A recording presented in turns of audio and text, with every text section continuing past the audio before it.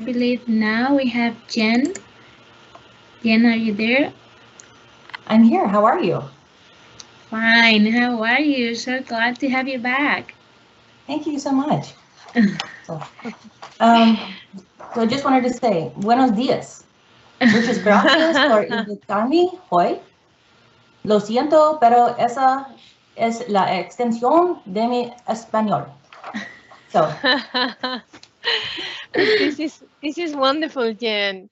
So I'm really glad that you are with us today as well. So for the second time, and again with such an interesting topic that I think it will be very inspirational, as probably many of us have gone through different experience when dealing with different managers, and also for people who are progressing in their professional careers, that they want to become a manager.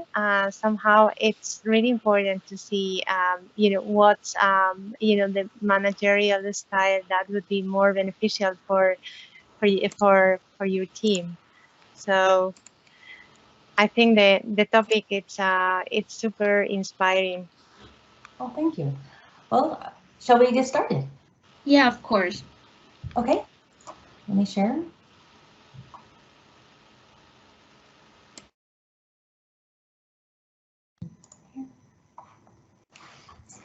So first off, I want to say thank you all for having me again. This is such a great opportunity to be here for a second time. And also thank you so much for all the sponsors that are making this happen. As I said, I'm Jenn Donahue, and good morning from the West Coast of the United States. I live in Oregon. And what I'd like to talk to you about today is, what if all of our preconceived notions about what makes a great leader might not actually be factual? So this is going to be very interactive, and I want each one of you to think of the leader that you most want to emulate. Who is that leader above all other leaders that you would follow to the ends of the earth? Do you have that person in your mind? Now I want you to think of the 3 traits that really embody who that leader is. What are the 3 traits that set them apart from any other leader you've ever known? And so if you're having trouble coming up with some terms, here's the list. Now what I want you to do is I want you to get out your cell phones. And what we're going to do is I want to know, what are the 3 traits of that leader? So if you will, just take your cell phone and you can scan in that QR code. It's going to ask you for a passcode, and so you can just type in W4TT and that'll get you on here. Now once you are, I want to know what those 3 traits are. And so just type them in separately, like maybe one of them is kind, or maybe one of them is empathetic. And so it'll just take a minute for folks to get on here, and then you can start to see what everybody finds as those 3 traits.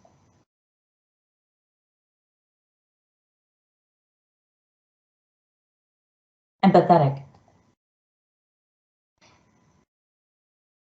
They have empathy. They have W4TT. That's a good trait.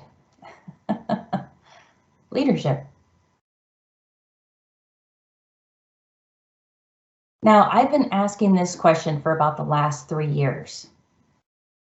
I've asked it to all different types of people. I've asked it to the booming generation, so a lot older than myself. I've asked it for my generation. I've asked it for millennials. I've asked it from the Gen Z. I've asked it of college students, and I keep asking this same question. What are those 3 traits of that leader that you would want to follow to the ends of the earth? And if you could be like them, those are the traits. They have confidence. They're growing. They have balance. They're a good mentor. Ooh, they're assertive. That's a good one. They're kind. They have communication skills. So we'll give it just another minute as we go through to see what some of those other traits are. They're empowering. They respect. We have care, we have caring. They're very similar. They have empowerment. They're empowering. They take care of their people. Now, whenever I've been asking these questions, I was actually shocked at the information that I'm getting back. Because you see, whenever I started asking these questions originally, I would ask people to find a leader in history and tell me what are their 3 traits. And I got very different answers. So we have all of these that we have here. So take a look at what you see here in front of you. And so this is what I found whenever I've been asking this over the last 3 years. That they want to lead by example, that they're empathetic, they're inspiring. These are the traits that people are looking for in a leader. And like I said, whenever I started to ask the other question of finding a leader in history and asking people, what are their traits? I got answers like they're big and they're bold and they're fearless. But I want you to look here. Where are big, where are bold, where are fearless in this list? They're really small. That tells me that people are not necessarily looking to follow leaders that are big, bold, and fearless. They want leaders that have integrity, that have self-confidence.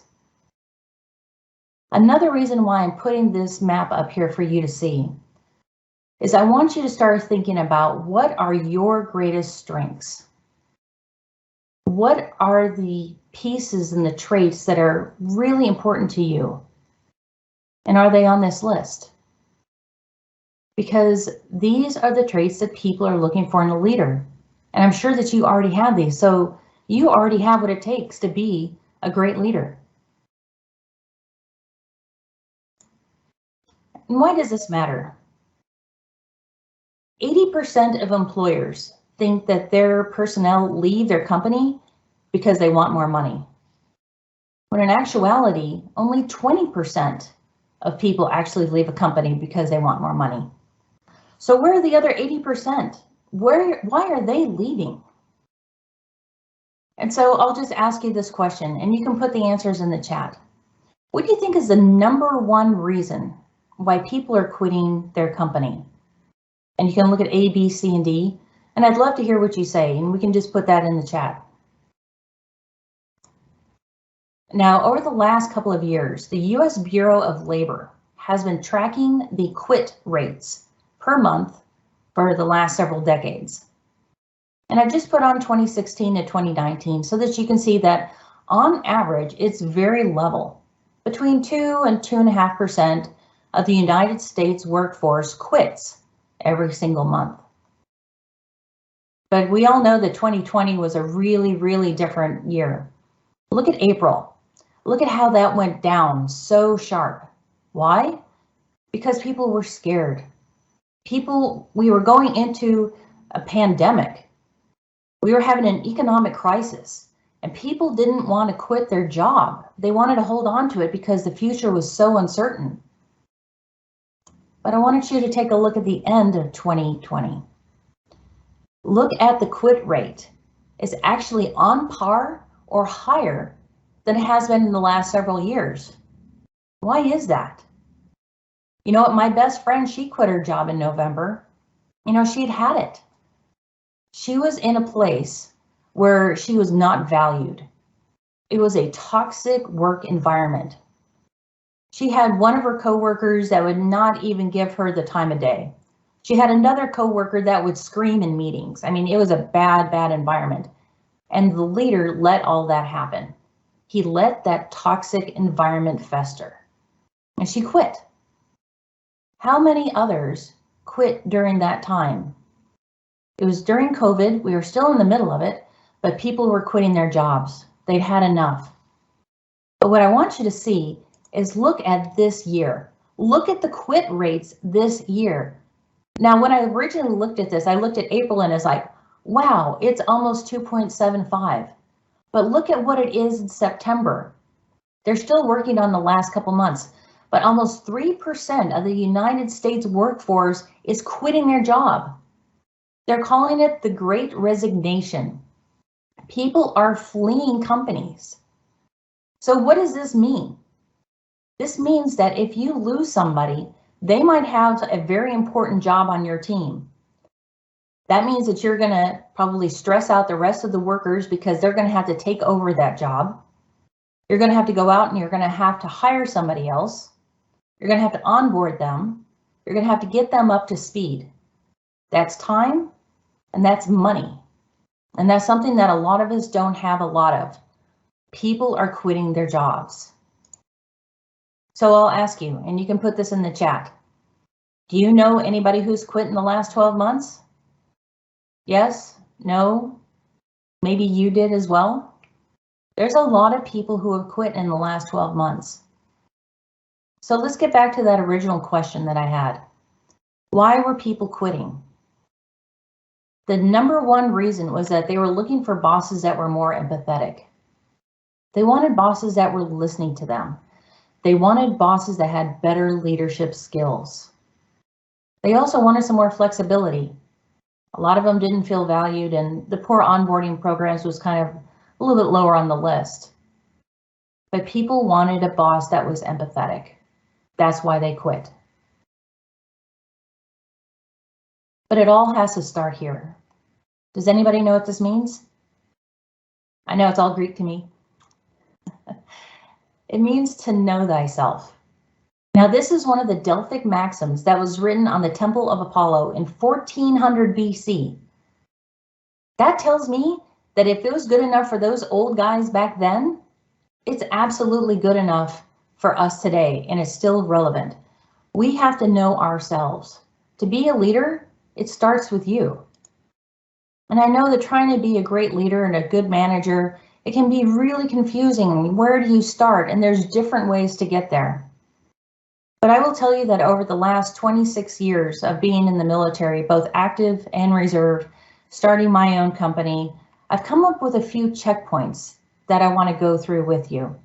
And the first one is knowing yourself. Then we're going to talk about knowing our team. And lastly, we need to build trust in that team because we want loyal teams, dedicated teams that will stick with us and they're not going to quit. So let's start with our first checkpoint. Now I call this my 3 B's. The first one is you need to be self-aware. I will tell you that I was the biggest skeptic of personality tests out there. And I thought there is no way that personality test where I just color in little bubbles, that is not going to tell me anything about who I am. I'm an individual. It can't do that. But I was shocked at what it told me. It was really accurate. Yeah, I knew my strengths and I kind of knew my weaknesses, but it also told me how I was being perceived by others because of my actions. I know that when I get really stressed out, I am laser focused on the task that needs to be done. And that makes me very reliable. And people like to work with me because they know that I will get the job done because of that laser focus. But because I am so laser focused, what I do is I block out everybody around me. I block out everything around me. My husband can be downstairs cooking dinner and he'll say, hey, it's time for dinner, and I won't even hear him because I'm so laser focused. Now, as a boss, do you want to be like that where you block out all of your personnel? That's something that I need to work on. Now, at the very end of this, I'm going to have another QR code that you can use, and I'm giving you a link so that you can take some of the free personality tests that are out there. I would highly encourage you to do this. Look at those strengths that you have. Understand your weaknesses and how you're being perceived. And how can you turn those weaknesses into strengths? My next one is be proficient. As a leader, people are going to look to us in the middle of a crisis and on a day-to-day basis. Understanding what we know, and more importantly, what we don't know, is what being proficient is all about. I would tell you that you need to read at least 1 article per week, either professionally or personally. Even going to conferences like this is going to help you both personally and professionally. Continue to learn, continue to grow. That growth mindset, that's what's going to set you apart from all of your other competitors. And last, you need to be yourself. And I'll tell you a quick story. When I was in the military and I first got to my command, I was put in charge of 14 people, and they made me the administrative officer.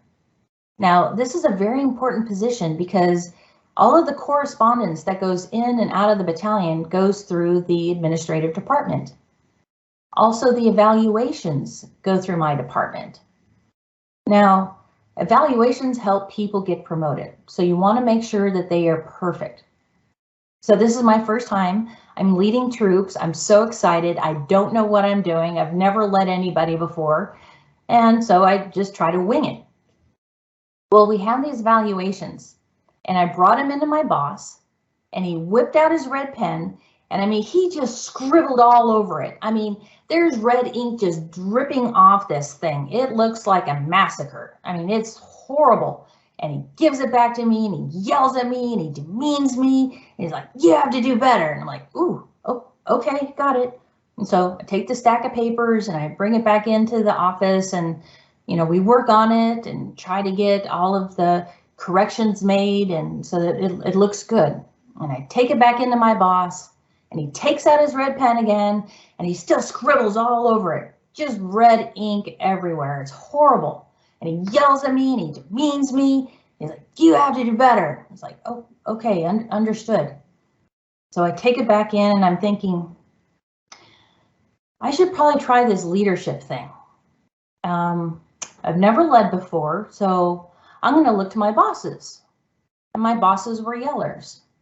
So I thought, okay, I guess that's how you get things done, is you yell at people to make them do what you want them to do. Okay. So I take this stack of papers and I go back into the office and I slam it down on the desk and I yell at them and I demean them just like my boss had to me. And I tell them, you have to have this done before tomorrow morning or else you're all fired. And I left and I slammed the door.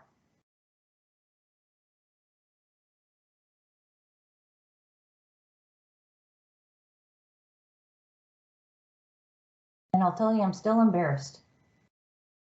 I'm still ashamed by the way that I treated those people.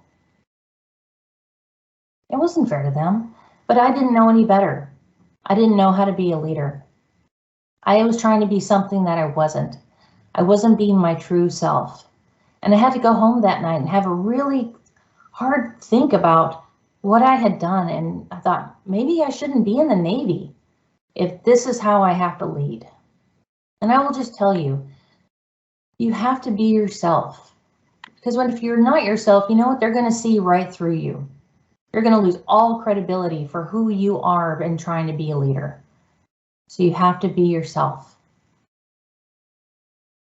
So once we get to know ourselves, we need to work on getting to know our team. Now I'm going to introduce you to Rudy. Now Rudy was the president and CEO of a company of about 800 people.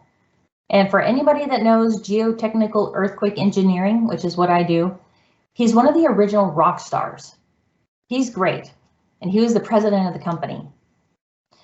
Well, Rudy comes into my office one day and he says, hey, Jen, it's great to meet you. So glad to have you on board. And I'm so excited because Rudy knows my name already. Like, I just started the company and he knows my name. And he sits down and he talks to me and we talk about the project that I'm working on. We talk a little bit about family life, and it's like, wow, like the president of the company is sitting down, and I feel all kind of warm and fuzzy now. Like I feel good about myself. And he said, we had a great talk, and he said, hey, Jen, great to talk to you. I need to go talk to some other people down the hall. Great, thanks, Rudy. Well, Rudy lived on the East Coast of the United States, and I was working on the West Coast of the United States. And about 8 months later, Rudy came back out to the West Coast, and he comes in my office and sits down and says, hey, Jen, how you doing? And I'm like, great, Rudy. He says, hey, how was that trip that you took with your husband, Sean? And I'm shocked. It's like, Well, one, I don't remember what vacation I was going to go on, but he remembered that, and he remembered my husband's name. And I think, oh, it was great, Rudy. I had a great vacation. Thank you so much for asking. He's like, great. Hey, how's that project in Alaska? And I again, I'm shocked. He's like, how does he remember this? He said, hey, you know what? This is so important. I want you to publish a paper on that. Your work is really good. I'm going to go talk to your boss to make sure that your work gets published. Wow, that's amazing. Thank you, Rudy. He remembers my name. He remembers my husband's name. He remembers I was going on vacation. He remembers my project. There's 800 people in the company. This is amazing. And so he left, and I went to the break room, and I was like, you would not believe this. Rudy remembered all of this stuff about me. My coworker says, well, yeah, he's got a trick. I said, well, what's his trick? He says he has note cards. And at the end of each day, he sits down and he writes down everything that he talked about with that person. And he has a little stack. He called it his Oakland stack because I lived in Oakland, California. And so on the plane, whenever he flies out to an office, he grabs that stack, he takes the rubber band off, and he sits on the plane and he reads each one. Wow. That's someone who really wants to get to know people. And so I asked him about this a couple years ago, and this is what he told me. And I'll give you a second to read this. These are very powerful words. Family, commitment. And he told me that it was never a gimmick. He was just afraid that his memory would start to go and that he wouldn't remember those conversations that were so important to him. So think about this trick when you're trying to get to know your team. Yeah, Rudy had an old school stack of little note cards, but what can you do? What do you have on your phone or your tablet or your computer that you can use to get to know your team? So knowing your team. Yeah, we need to know your team's strengths and also their weaknesses as well. But can you also take your team's weakness and turn that into a strength by giving them more time, resources, and training?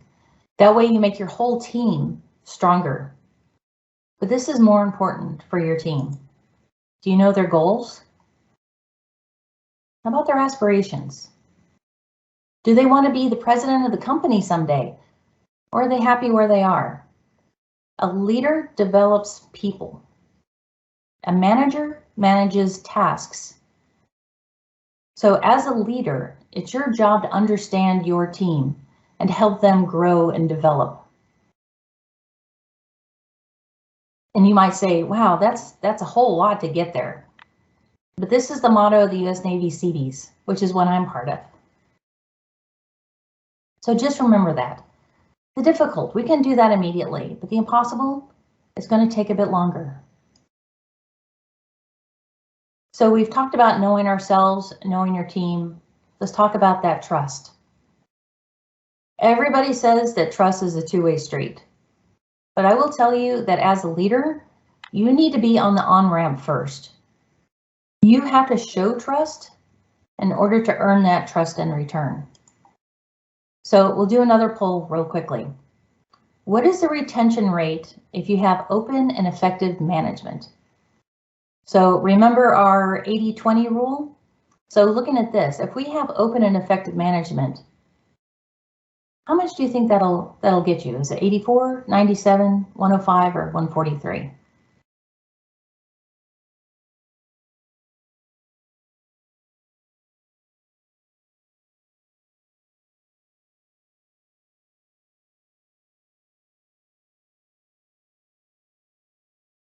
Okay, we got a couple of 84s, we got a couple of 105s. We'll give it just a minute because I know we're running a little bit behind today.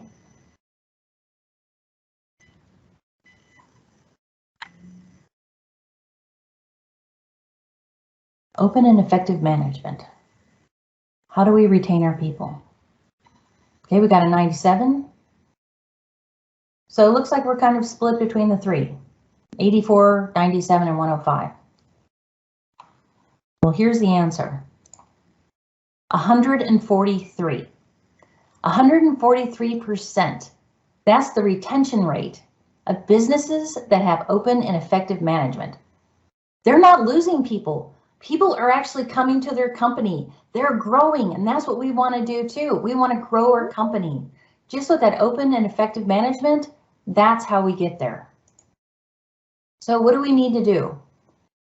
So first, I want you to think of a situation in business when you have not been trusted. It's a horrible feeling. And I want you to think about if that ever happened to you, how did that feel? Now, I've been asking this question also in a lot of different keynotes and in conferences, and this is really what it comes up with. People feel undervalued, frustrated. They feel like they're lost. Who wants to go to work and feel miserable or feel that they wanted to leave or ashamed, angry, insecure? These are the feelings for not being in a trusting work environment. So now I want to turn it around. Have you been in a trusting business relationship? And I want you to think about, how did that make you feel? Does it look something like this? That you feel empowered and appreciated and you feel comfortable? Some people feel unstoppable because they know that they're trusted by their boss and they know that they trust their boss in return. So we have to get to trust. This is how we want to be when we go to work and how we want our employees to feel as well. So for building trust, I would tell you, you need to start by asking questions. Ask questions. Maybe you have somebody on your team and you don't fully understand what they do. Go sit down with them and ask them, can you explain this a little bit? What are the ins? What are the outs? What are the pitfalls that I need to look for? And you know what? They are going to open up to you. And they're probably going to brag a little bit because they're bragging to the boss and the boss cares enough to listen.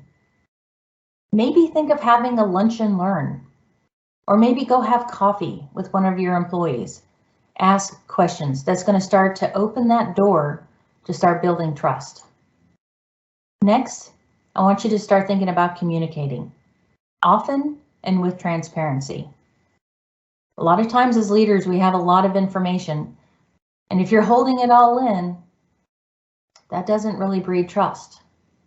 We want to make sure that we are always openly and transparently communicating with our team. And I will tell you that it's different depending on different generations. My boss, when I used to work at a larger corporation, he would write these really, really, really long emails with everything in it. But one of my subordinates, he was on the chat the entire time. That's how he communicated. He was always on chat. Now my boss, I don't think he even knew how to work the chat. And if my boss tried to send that really long email to my subordinate, he'd probably read like the first paragraph and then skip to the end. We have to make sure that we are communicating properly and people understanding what our message is. One size doesn't fit all. We have to communicate differently with different people. And lastly, we have to listen. Now, I'm not really good at this, and I will tell you that this is something I continually work on. We have to actively listen. When somebody is talking to you, my mind is already trying to think of like, how am I going to respond? And I'm not actively listening. I have to stop myself, let all of the information in, then think about it, and then say something back. But if we are always trying to think of our answer while somebody's talking, that's not really actively listening. And that's something that we all should work on more, because that's what really builds trust. Now, building trust, what that's going to do is all of a sudden your personnel are going to start to feel more independent. They know that you trust them. That's one of the items that people are looking for in other jobs. That's why they leave companies. You're also going to start to drive that innovation because you have trust. If you don't have trust, you're not innovating. Are your competitors? Probably so. So tomorrow morning, I want you to think about, what will you do to be a better leader and a better manager? And this will be our last poll. So tell me, what will you do tomorrow? And I'll give you just a few minutes. I know I went over a whole lot, so so hopefully you were able to gain something from this, but just let me know.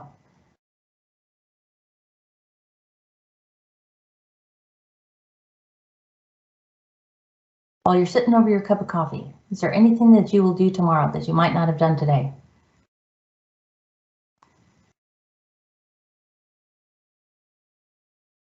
Communicate more effectively. That's a great one.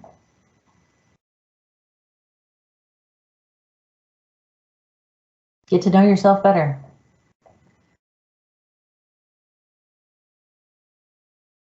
Actively listening. Those are all great. Okay, with that, I just wanted to say thank you again. If you like, please scan this code, and what this will give you is a landing page so that you can go get those free personality tests. Take the tests, understand those strengths, understand your weaknesses and where you can improve. Also, please reach out to me on social media. I would love to hear your stories of how you become a better manager or a better leader. And again, thank you to all of the sponsors, which could not have made this possible. Thank you.